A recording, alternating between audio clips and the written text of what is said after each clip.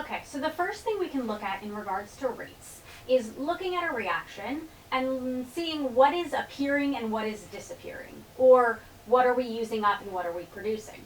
Now, always, every single time when we have a reaction, whatever our reactants are, those are going to be being used. They're like the ingredients. So over time, you're going to have less and less A and less B because you're combining them into whatever C is. So our reactants are being used up. They are things that are disappearing. Our products, on the other hand, we start with none of them, and over time, as the reaction is going, our products are going to be appearing. We're making them so they appear. In the rates lab, it was a complicated reaction, but when you saw the blue, when you saw that color change, that's because you were seeing some of the products appear. And so if we're looking at the rate of how quickly this happens, it's important to understand how quickly are we using A versus how quickly are we using B. And that all ties into their coefficients. Imagine I said we have a pile of A and a pile of B, and we are going to use 1 molecule of A. I would have to grab 2 molecules out of the pile of B. And so if those piles started the same size, a pile of A and a pile of B, if you think through grabbing 1 from this pile and 2 from that pile, which pile's going to disappear sooner? Which pile's going to go away faster? Well, the one that we're taking 2 out of every time is going to go away faster. Also, if we're looking at a pile of C appearing, we're making C. Every time we use up 1 A, we make 3 C's. So that pile's going to grow really quickly. It's going to appear faster than A disappears. And it's actually going to appear faster than B disappears as well, because its coefficient is larger. So one type of question I can ask you based on that concept is if I can pick any one of these things. B disappears, and again, it only matters that it disappears because it's a reactant. It doesn't affect how I do the rest of the problem.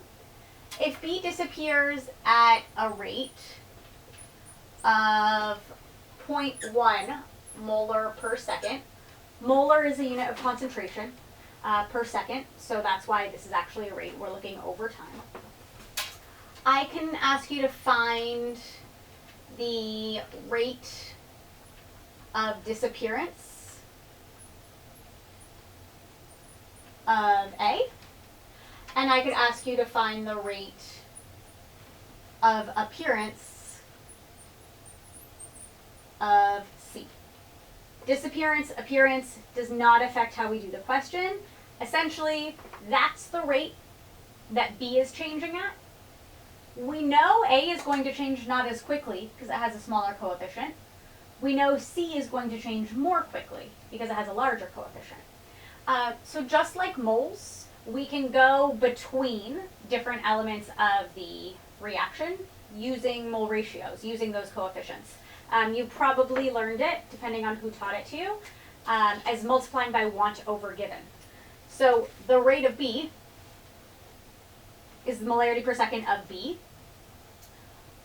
If we want A, we're going to put A's coefficient on top. What we have already, want over given, what we're given is B, so its coefficient is going to go on bottom. Again, this is A's coefficient, this is B's coefficient, this was the rate of B. So if you're thinking through it mathematically, because this was the rate of B, we want B on the bottom, so they cancel, and we're left with the rate of A, still in molar per second.